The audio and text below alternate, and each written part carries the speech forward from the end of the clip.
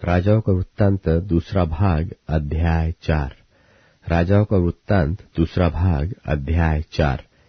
Elisha के 4 आश्चर्य कर्म।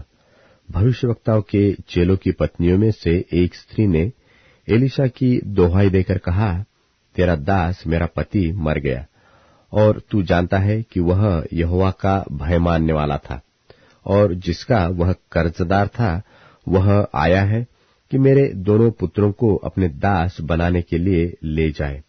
एलिशा ने उससे पूछा, मैं तेरे लिए क्या करूं? मुझसे कह कि तेरे घर में क्या है? उसने कहा, तेरी दासी के घर में एक हांडी तेल को छोड़ और कुछ नहीं है। उसने कहा, तू बाहर जाकर अपनी सब पड़ोसिनों से खाली बर्तन मांग ले और थोड़े बर्तन न लाना। फिर तू अपने बेटों समेत अपने घर में जा और द्वार बंद करके उन सब बर्तनों में तेल उंडेल देना, और जो भर जाए उन्हें अलग रखना। तब वह उसके पास से चली गई और अपने बेटों समेत अपने घर जाकर द्वार बंद किया। तब वे तो उसके पास बर्तन लाते गए और वह उंडेलती गई।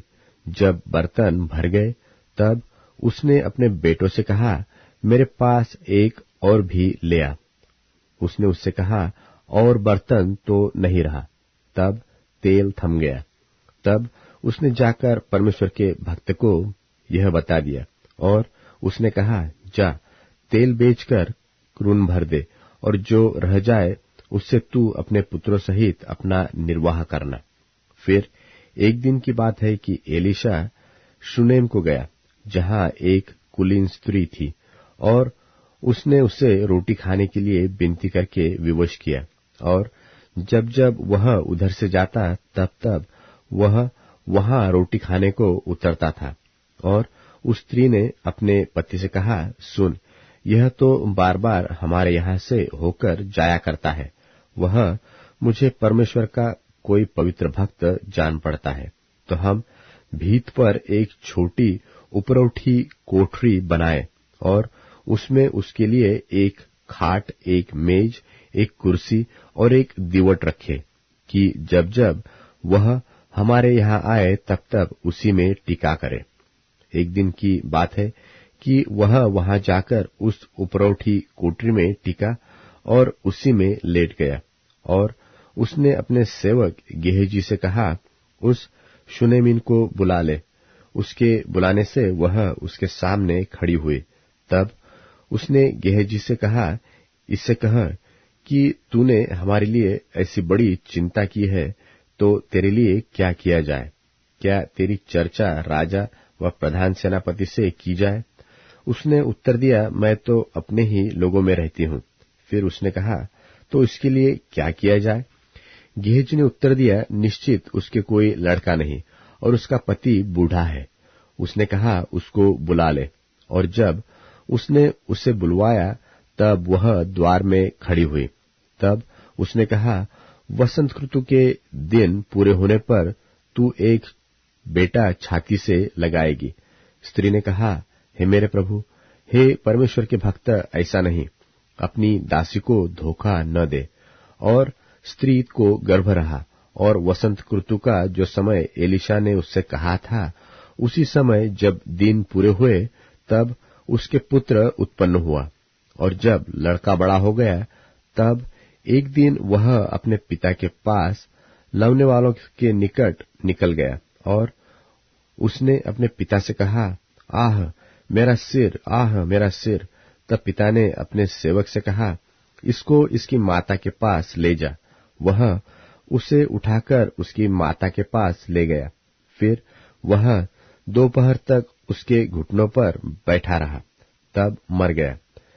तब उसने चढ़कर उसको परमेश्वर के भक्त की खाट पर लिटा दिया और निकलकर किवाड़ बंद किया। तब उतर गई, और उसने अपने पति से पुकार कर कहा, मेरे पास एक सेवक और एक गधी तुरंत भेज दे कि मैं परमेश्वर के भक्त के यहाँ झटपट हो आऊं। उसने कहा, आज तू उसके यहाँ क्यों जाएगी? आज न तो नए चांद का और न विश्राम का दिन है। उसने कहा, कल्याण हो। तब उस स्त्री ने गधी पर काठी बांधकर अपने सेवक से कहा, हाँके चल, और मेरे कहे बिना हाँकने में ढिलाई न करना। तो वह चलते चलते करमेल पर्वत को परमेश्वर के भक्त के निकट पहुंची। उसे दूर से देखकर परमेश्वर के भक्त ने अपने सेवक गेहजी से कहा, देख, उधर तो वह शुनेमीन है। अब उससे मिलने को दौड़ा जा और उससे पूछ कि तू कुशल से है, तेरा पति भी कुशल से है और लड़का भी कुशल से है। पूछने पर स्त्री ने उत्तर दिया, हाँ, कुशल से है। वह पहाड़ पर परमेश्वर के भक्त के पास पहुंची और उसके पांव पकड़ने लगी। तब गेहजी उसके पास गया कि उसे धक्का देकर हटाए, परंतु परमेश्वर के भक्त ने कहा, उसे छोड़ दे, उसका मन व्याकुल है, परंतु यहोवा ने मुझको नहीं बताया, छिपा ही रखा है।